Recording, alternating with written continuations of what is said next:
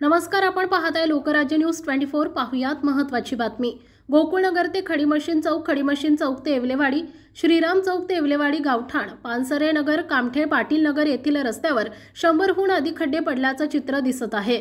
कात्रज कोंढवा रस्त्यावर खड्डे झाले असून ते बुजवणार कोण असा सवाल नागरिकांमध्ये उपस्थित झालाय। कात्रज कोंढवा रस्ता गोकुळनगर, खडी मशीन चौक ते येवलेवाडी, श्रीराम चौक ते कामठे नगर, येवलेवाडी गावठाण रस्त्यावर ठिकठिकाणी खड्डे पडलेत।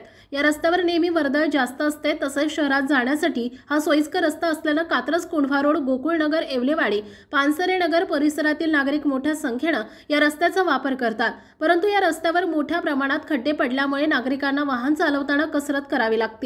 खडी मशीन चौक ते येवलेवाडी रस्त्याच्या दरम्यान 2-3 फुटाच्या रस्त्यात खड्डे पडल्याने त्यात वाहने अडकून खोळंबा होतोय, तर काही वाहन चालक यात अडकून पडल्याची ही घटना घडतायत। त्यामुळे महानगरपालिका प्रशासनाकडून लवकरात लवकर हे खड्डे बुजवण्यात यावे अशी मागणी नागरिकांनी केली आहे। त्याचबरोबर याच रस्त्यावर मोठ्या प्रमाणात पाणी रस्त्यावर साचल्याने सर्वत्र रस्त्याला नदीचं स्वरूप आल्याचं चित्र पाहायला मिळतंय। त्याचबरोबर मोठ्या प्रमाणावर पाण्याचा अपव्यय देखील होतोय, त्यामुळे याची दुरुस्ती करण्याची मागणी होतीये। दुचाकी स्वारांना आणि चारचाकी चालकांना गाडी घालावी कुठून असा प्रश्न उपस्थित होतोय। रस्त्यावरील खड्ड्यांची संख्या पाहता अपघातांचं प्रमाण वाढलंय। रस्त्यावरून दुचाकी स्वार आणि चारचाकी चालक तसेच वाटसरूमध्ये खड्ड्यातील पाणी अंगावर उडाल्याने वाद झाल्याचं चित्र सुद्धा पाहावयास मिळतंय। गोकुळनगर चौक ते खडी मशीन चौक या 2 किलोमीटरच्या अंतरावर तब्बल 46 खड्डे पडल्याचं चित्र पाहावयास मिळतं, तर खडी मशीन चौक ते सिंहगड कॉलेज येवलेवाडी येथील रस्त्यावर जागोजागी नदीचं स्वरूप आल्याचं पाहावयास मिळतंय। खडी मशीन चौकीपासून येवलेवाडीकडे रस्त्याकडे जाताना पेट्रोल पंपाच्या समोर साधारणपणे 2 ते 3 फुटाचे मोठे खड्डे पाहावयास मिळतात। यामुळे दुचाकी स्वारांचा अपघात होऊन त्यांच्या जीवितास धोका निर्माण झाला असून लवकरात लवकर दुरुस्ती करावी, अन्यथा आंदोलन करण्याचा इशारा बाळा कवडे यांनी दिलाय। खडी मशीन चौकातून उजवीकडे बोबदेव घाटाकडे जाणाऱ्या पर्यटक तसेच स्थानिक नागरिकांना वाहतूक कोंडीचा सामना करावा लागला। खडी मशीन चौक ते बोबदेव घाट 3 किलोमीटरच्या अंतरासाठी तब्बल 2 ते 2.5 तास वाहन चालकांना थांबावे लागले। रस्त्यावरील पडलेले खड्डे, वाहतूक कोंडी, सिंहगड कॉलेज समोरील बाजूला रस्त्यावर झालेल्या चिखलगाळ याचा नाहक त्रास नागरिकांना सहन करावा लागत आहे। झोपलेलं प्रशासन कधी जागं होणार असा सवाल येवलेवाडी ग्रामस्थांनी विचारलाय। आजच्या रविवारच्या दिवशी वाहतूक व्यवस्था कोलमडली असल्याचे चित्र पाहायला मिळालं। कात्रज कोंढवा रस्त्यावर पडलेले खड्डे, बेशिस्त वाहन चालक याचा परिणाम वाहतूक कोंडीवर झाल्याचे चित्र पाहावयास मिळतंय। खडी मशीन चौक ते बोबदेव घाट अशा 3 ते 4 किलोमीटरच्या मुख्य अंतरावर केवळ 2 वाहतूक पोलीस दिसून आले।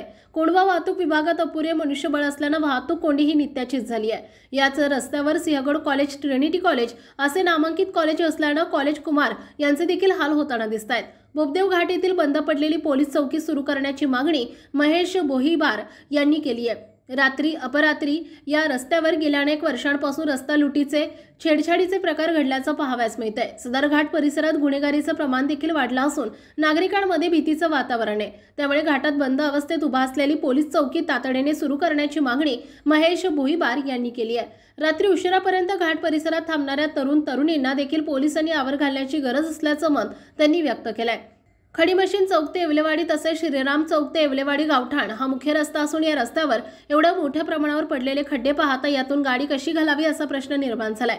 सदर खड्ड्याची डागडुजी दुरुस्ती ही 2 दिवसात केली नाही तर शिवशंभू प्रतिष्ठानकडून खड्ड्यांची महापूजा, अभिषेक, हळदी कुंकू टाकून पाण्यात होड्या सोडण्याचा कार्यक्रम करण्यात येईल। तसेच खड्ड्यात वृक्षारोपणाचा कार्यक्रम हाती घेण्यात आलाय असं मत महेश कदम, अध्यक्ष शिवशंभू प्रतिष्ठान महाराष्ट्र राज्य यांनी सांगितलंय।